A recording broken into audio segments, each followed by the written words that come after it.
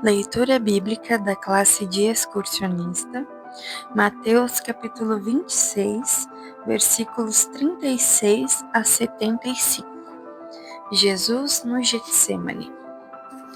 Então, Jesus foi com seus discípulos para um lugar chamado Getsêmani e lhes disse: Sentem-se aqui enquanto vou ali orar.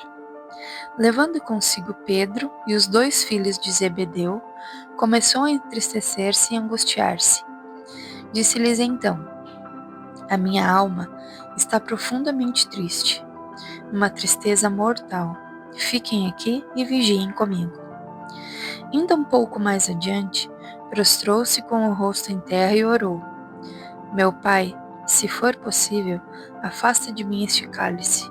Contudo, não seja como eu quero, mas sim como tu queres. Depois, voltou aos seus discípulos e os encontrou dormindo. Vocês não puderam vigiar comigo nem por 1 hora? Perguntou ele a Pedro. Vigiem e orem, para que não caiam em tentação. O espírito está pronto, mas a carne é fraca. Retirou-se outra vez para orar. Meu Pai, se não for possível afastar de mim este cálice, sem que eu o beba, faça-se a tua vontade. Quando voltou de novo, os encontrou dormindo, porque seus olhos estavam pesados. Então os deixou novamente e orou pela 3ª vez, dizendo as mesmas palavras. Depois, voltou aos discípulos e lhes disse: Vocês ainda dormem e descansam? Chegou a hora. Eis que o Filho do Homem está sendo entregue nas mãos de pecadores. Levantem-se e vamos. Aí vem aquele que me trai. Jesus é preso. Enquanto ele ainda falava, chegou Judas, um dos 12. Com ele estava uma grande multidão armada de espadas e varas, enviada pelos chefes dos sacerdotes e líderes religiosos do povo. O traidor havia combinado um sinal com eles, dizendo-lhes: Aquele a quem eu saudar com um beijo é ele, prendam-no. Dirigindo-se imediatamente a Jesus, Judas disse: Salve, mestre, e o beijou. Jesus perguntou: Amigo, o que o traz? Então os homens se aproximaram, agarraram Jesus e o prenderam. Um dos que estavam com Jesus, estendendo a mão, puxou a espada e feriu o servo do sumo sacerdote, decepando-lhe a orelha. Disse-lhe Jesus: Guarde a espada, pois todos os que empunham a espada, pela espada morrerão. Você acha que eu não posso pedir a meu Pai e ele não colocaria imediatamente à minha disposição mais de 12 legiões de anjos? Como então se cumpririam as escrituras que dizem que as coisas deveriam acontecer dessa forma? Naquela hora, Jesus disse à multidão: Estou eu chefiando alguma rebelião para que vocês venham prender-me com espadas e varas? Todos os dias eu estive ensinando no templo, e vocês não me prenderam. Mas tudo isso aconteceu para que se cumprissem as escrituras dos profetas. Então, todos os discípulos o abandonaram e fugiram. Jesus diante do Sinédrio. Os que prenderam Jesus o levaram a Caifás, o sumo sacerdote, em cuja casa se haviam reunido os mestres da lei e os líderes religiosos. E Pedro o seguiu de longe, até o pátio do sumo sacerdote.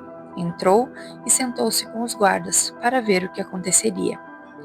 Os chefes dos sacerdotes e todo o sinédrio estavam procurando um depoimento falso contra Jesus, para que pudessem condená-lo à morte. Mas nada encontraram, embora se apresentassem muitas falsas testemunhas. Finalmente se apresentaram 2, que declararam: Este homem disse: Sou capaz de destruir o santuário de Deus e reconstruí-lo em 3 dias.